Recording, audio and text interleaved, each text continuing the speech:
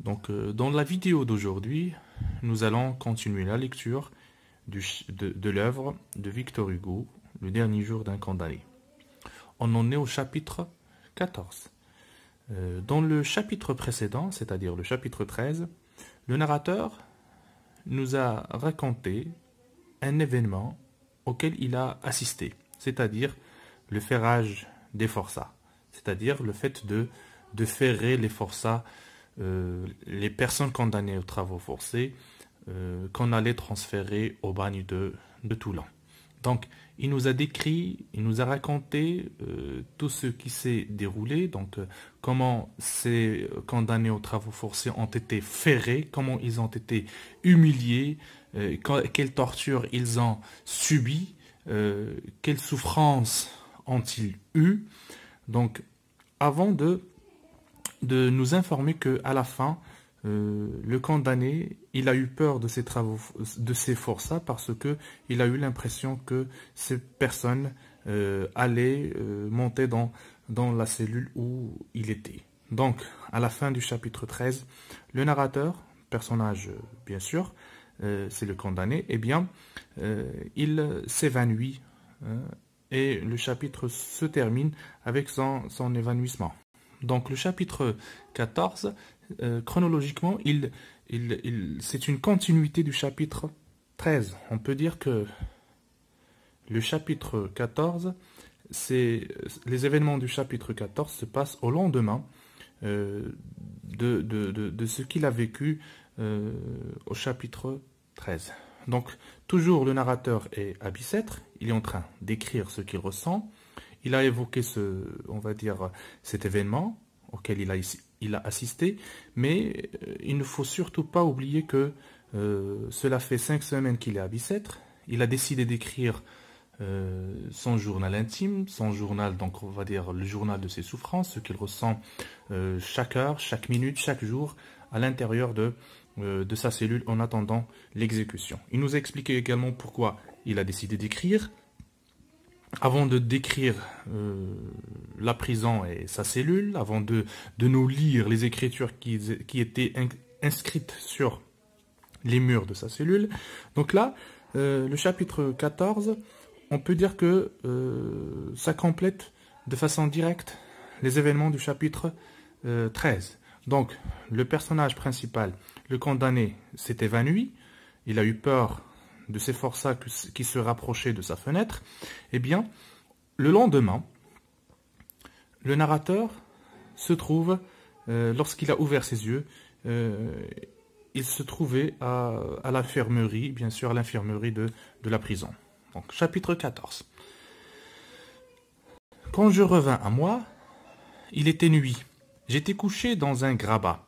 Une lanterne qui vacillait au plafond me fit voir d'autres grabats alignés des deux côtés du mien.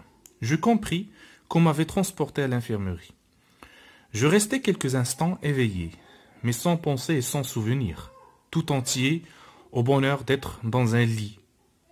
Voilà, dans un lit, il est heureux parce qu'il est dans un lit, parce que cela fait longtemps qu'il n'a pas dormi dans un lit. Il dormait sur sa botte de foin, sa botte de paille dans la cellule. Certes, en d'autres temps, ce lit d'hôpital et de prison m'eût fait reculer de dégoût et de pitié, mais je n'étais plus le même homme. Les draps étaient gris et rudes au toucher, la couverture maigre et trouée. On sentait la paillasse à travers le matelas. Qu'importe, mes membres pouvaient se déroidir, à l'aise entre ces draps grossiers, sous cette couverture, si mince qu'elle fût. Je sentais se dissiper peu à peu cet horrible froid de la moelle des os dont j'avais pris l'habitude. Je me rendormis. Donc, c'est le soir et c'est endormi, donc maintenant c'est le lendemain. Un grand bruit me réveilla. Il faisait petit jour. C'est le jour qui se lève. Ce bruit venait du dehors. Mon lit était à côté de la fenêtre. Je me levai sur mon séant pour voir ce qui c'était. C'est-à-dire d'où vient ce bruit. La fenêtre donnait sur la grande cour de Bicêtre. Cette cour était pleine de monde. 2 haies de vétérans avaient peine à maintenir libre. Au milieu de cette foule, un étroit chemin qui traversait la cour. Entre ce double rond de soldats cheminaient lentement, cahotés à chaque pavé, 5 longues charrettes chargées d'hommes.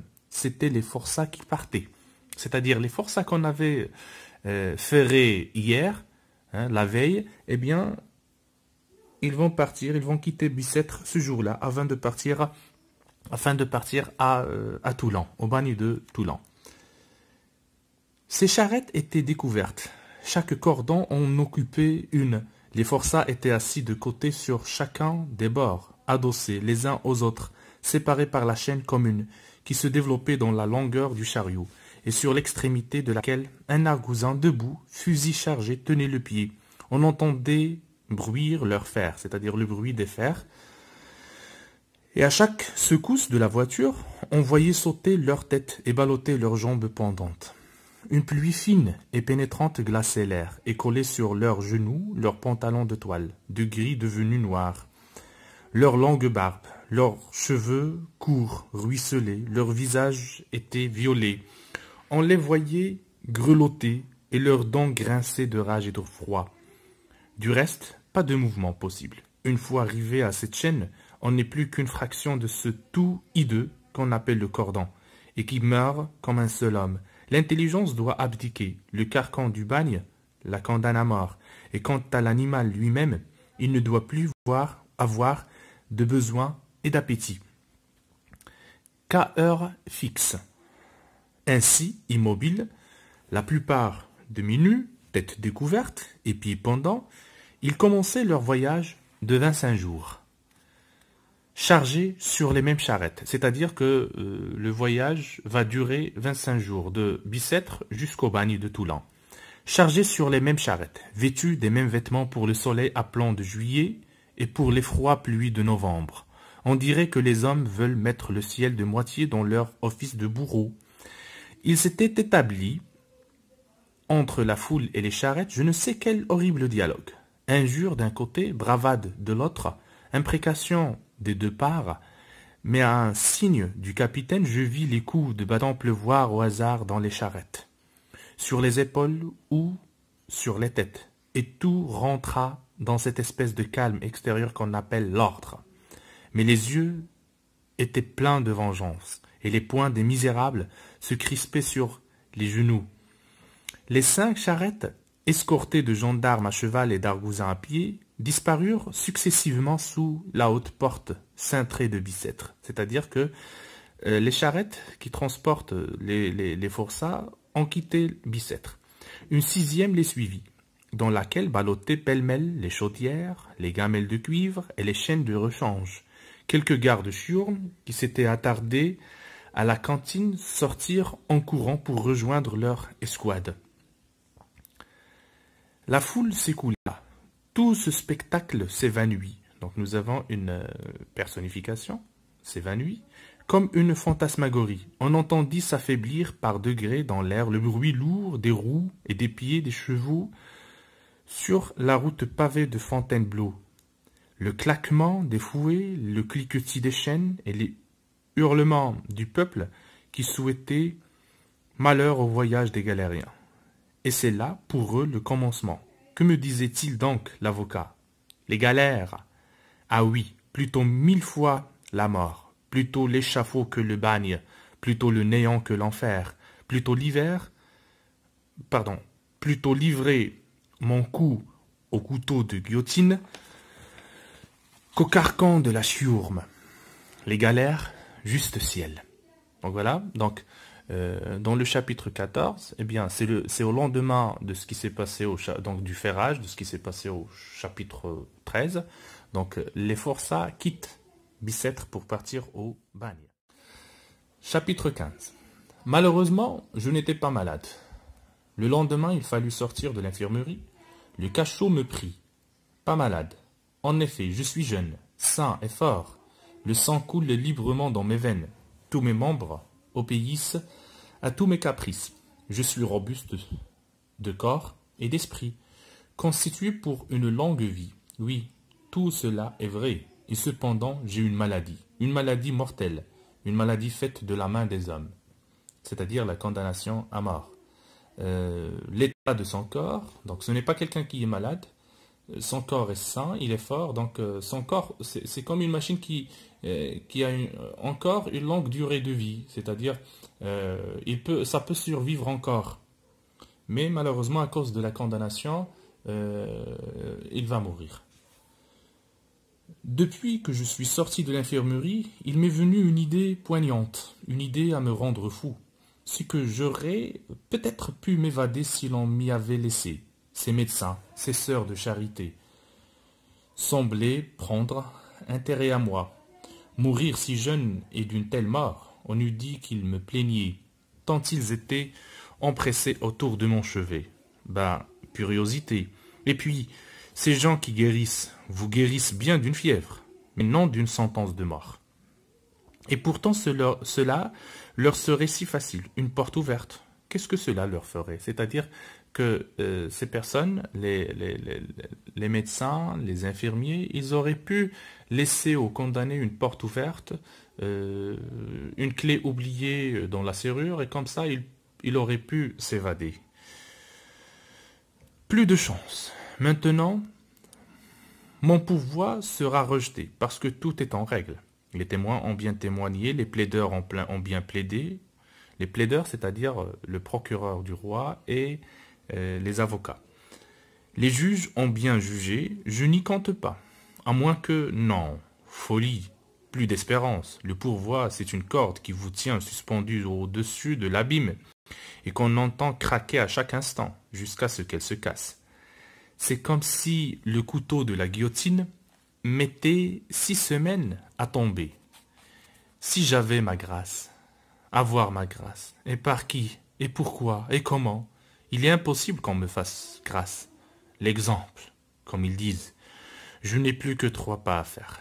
Bicêtre, la conciergerie, la grève. Voilà, donc c'est les 3 lieux par lesquels le condamné doit passer avant d'être guillotiné à la fin à la place de grève. Donc maintenant, on passe au chapitre 16. Pendant le peu d'heures que j'ai passé à l'infirmerie, je m'étais assis près d'une fenêtre, au soleil.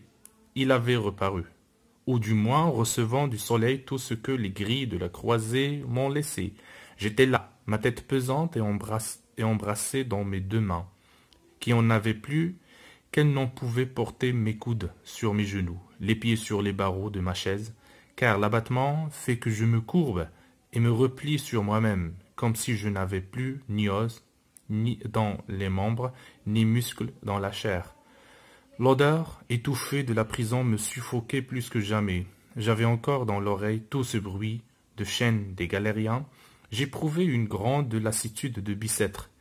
Il me semblait que le bon Dieu devrait bien avoir pitié de moi et m'envoyer au moins un petit oiseau pour chanter là, en face, au bord du toit. Je ne sais si ce fut le bon Dieu, ou le démon qui m'exauça, mais presque au même moment, j'entendis s'élever sous ma fenêtre une voix. Non celle d'un oiseau, ce n'est pas un oiseau qui chante, mais bien mieux, la voix pure, fraîche, veloutée d'une jeune fille de 15 ans. Je levai la tête comme en sursaut. J'écoutais avidement la chanson qu'elle chantait. C'était un air lent et langoureux, une espèce de roucoulement triste et lamentable. Voici les paroles. Donc on ne va pas lire toute la chanson parce que, d'ailleurs, c'est une chanson qui est écrite en argot. Donc plusieurs mots qui sont incompréhensibles. Voilà, donc on va sauter la chanson et effectivement cela fait l'ensemble du chapitre 16. Donc je n'en ai pas entendu.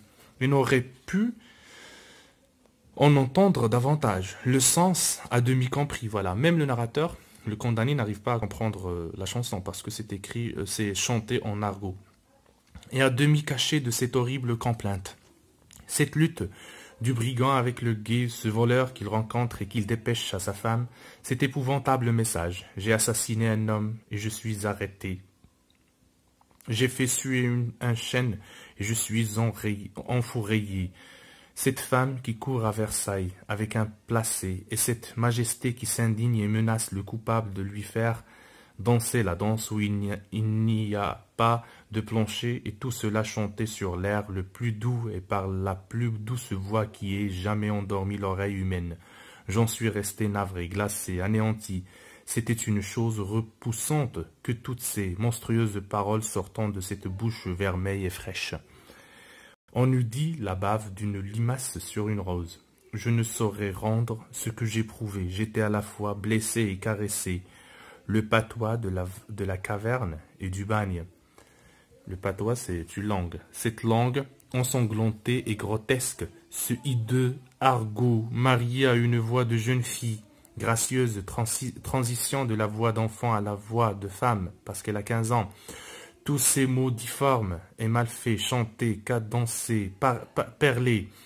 Ah, qu'une prison est quelque chose d'infâme. Il y a un venin qui y salit tout, tout s'y flétrit, même la chanson d'une fille de 15 ans. Vous y trouvez un oiseau, il a de la boue sur son aile. Vous y cueillez une jolie fleur, vous la respirez, elle pue. Donc maintenant, chapitre 17. Oh, si je m'évadais, comme je courais à travers champs. Non, il ne faudrait pas courir. Parce que si le fait de courir, c'est suspect. Donc on risque de soupçonner que c'est quelqu'un qui s'évade de la prison. Donc il ne faudrait pas courir. C'est une mauvaise idée. Cela fait regarder et soupçonner. Au contraire, marchez lentement, tête levée, en chantant. Tâchez d'avoir quelques vieux sarraux bleus à dessins rouges. C'est des vêtements. Cela déguise bien, c'est-à-dire cela va lui permettre de se déguiser et de ne pas apparaître comme un prisonnier. Tous les maraîchers des environs en portent. Je sais auprès d'Arcueil, un fourré d'arbres à côté d'un marais, où, étant au collège, je venais avec mes camarades pêcher des grenouilles tous les jeudis. C'est là que je me cacherai jusqu'au soir. La nuit tombée, je reprendrai ma course, j'irai à Vincennes. Non, la rivière m'empêcherait, j'irai à Arpajon. Il aurait mieux valu prendre du côté de Saint-Germain et aller au Havre. Donc le Havre, c'est le port de Paris, donc c'est un port, et m'embarquer pour l'Angleterre. Donc là, le narrateur, il fait une vision, une sorte de rêve. Hein? Donc c'est que il s'évade. Donc s'il s'évade, qu'est-ce qu'il va faire? S'il arrive à s'évader, donc comment il va le faire? Donc il arrive au Havre et il pense qu'il pourrait s'embarquer pour l'Angleterre. N'importe, j'arrive à Longjumeau, un gendarme passe. Il me demande mon passeport. Je suis perdu. Ah, malheureux rêveur. Donc il rêve. Avant de rêver, brise donc d'abord le mur épais de 3 pieds qui t'emprisonne. La mort, la mort. Quand je pense que je suis venu tout enfant ici à Bicêtre, voir le grand puits et les fous. Donc voilà, donc dans ce chapitre, le chapitre 17, le narrateur, il rêve, comme quoi, s'il arrive à s'évader de la prison, qu'est-ce qu'il pourrait faire. Donc chapitre 18, donc on peut considérer que à partir du chapitre 1er jusqu'au chapitre 17, on peut dire que cela a été écrit en une semaine, c'est-à-dire que c'est la dernière semaine.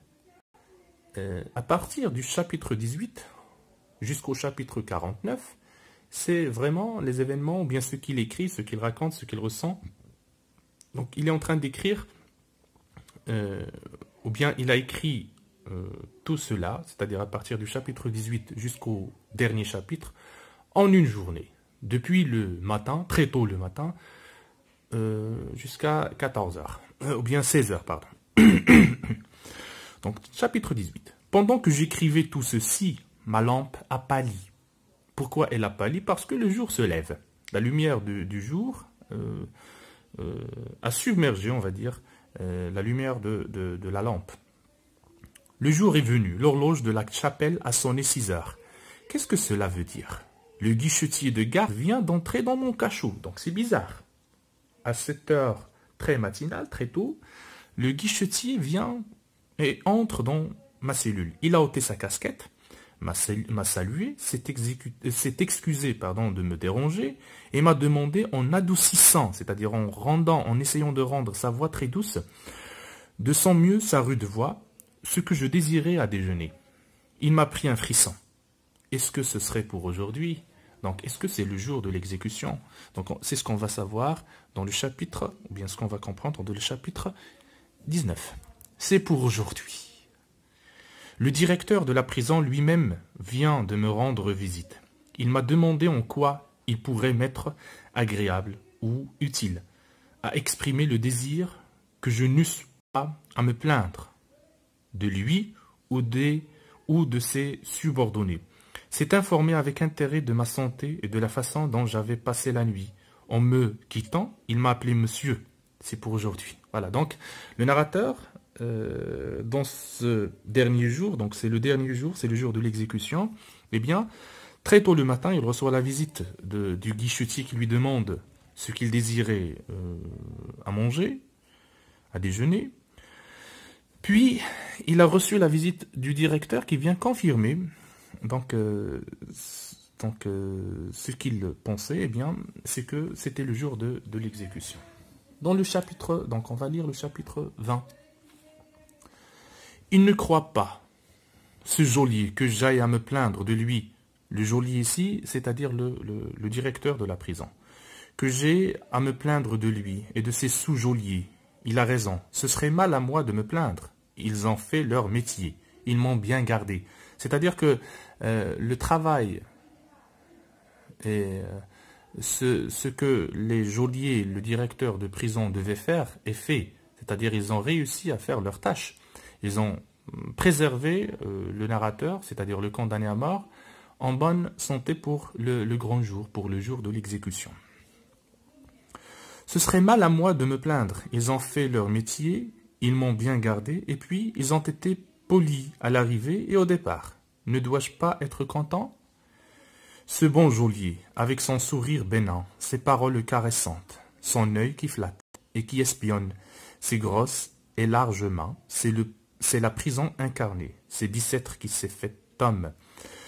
Tout est prison autour de moi. Je retrouve la prison sous toutes les formes, sous la forme humaine, c'est-à-dire les geôliers, comme sous la forme de gris ou de verrou. Ce mur, c'est de la prison en pierre. Cette porte, c'est de la prison en bois. Ces guichetiers, c'est de la prison en chair et en os. La prison est une espèce d'être horrible, complet, indivisible, moitié maison, moitié homme. Je suis sa proie. Elle me couve, elle m'enlace de tous les replis. Elle m'enferme dans ses murailles de granit, me cadenasse sous ses serrures de fer et me surveille avec ses yeux de geôlier. Ah, misérable! Que vais-je devenir? Qu'est-ce qu'ils vont faire de moi? Voilà, donc on arrive au terme de cette vidéo. On peut retenir de cette lecture eh bien que le condamné à mort est en train de vivre son dernier jour. Voilà, donc c'est le jour de l'exécution.